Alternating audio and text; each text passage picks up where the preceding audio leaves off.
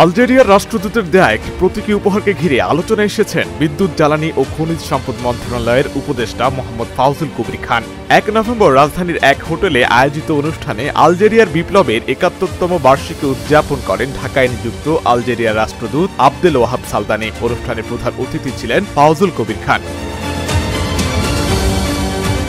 বিষয়টি খোলাসা করতে পরদিন রোববার উপদেষ্টা নিজেই ফেসবুক পোস্টে বিষয়টি স্পষ্ট করেন, যেখানে তিনি লেখেন, গত সন্ধ্যায় আলজেরিয়ার জাতীয় দিবসে পররাষ্ট্র মন্ত্রণালয়ের মনোনয়নক্রমে প্রধান অতিথি হিসেবে যোগ দিই। অনুষ্ঠানে আমাকে পালতোলা নৌকার প্রতিকৃতি উপহার হিসেবে দেয়া হয়। উপহারটিতে দূতাবাসের নাম লিখিত আছে। এর সঙ্গে আওয়ামী লীগের প্রতীকের কোনো সম্পর্ক নেই।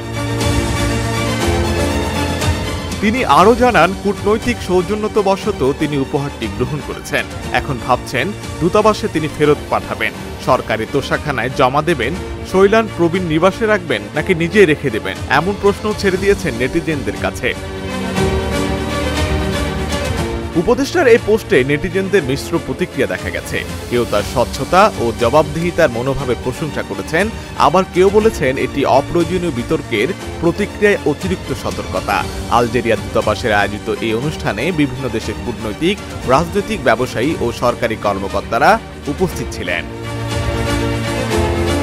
অনুষ্ঠান শেষে রাষ্ট্রদূত তাকে একটি মাঝি সহ পালতোলা নৌকার প্রতিকৃতি উপহার দেন, যা কূটনৈতিক সৌজন্যের অংশ হিসেবেই প্রদান করা হয়। তবে উপহারের ছবি সামাজিক যোগাযোগ মাধ্যমে ছড়িয়ে পড়লে আওয়ামী লীগের প্রতীক নৌকার সঙ্গে মিল আছে বলে মন্তব্য করে সমালোচনা শুরু হয়। মশিউল আলম নামের এক কলামিস্ট আলজেরিয়াতেও ভারত নয় উল্লেখ করে উপদেষ্টার পোস্টে লিখেন, জগতে অগণিত নৌকা ও নৌকার রেপ্লিকা আছে এবং থাকবে, সেসবের সঙ্গে আওয়ামী লীগের কোনো সম্পর্ক নেই। সুতরাং একটি বন্ধু রাষ্ট্রের দেয়া এই উপহার নিয়ে আপনার বিচলিত বা বিরক্ত হওয়ার কিছু নেই।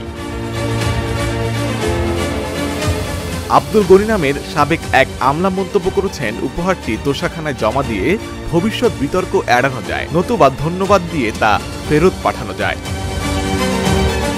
আশিক আরেফিন, ঢাকা জার্নাল।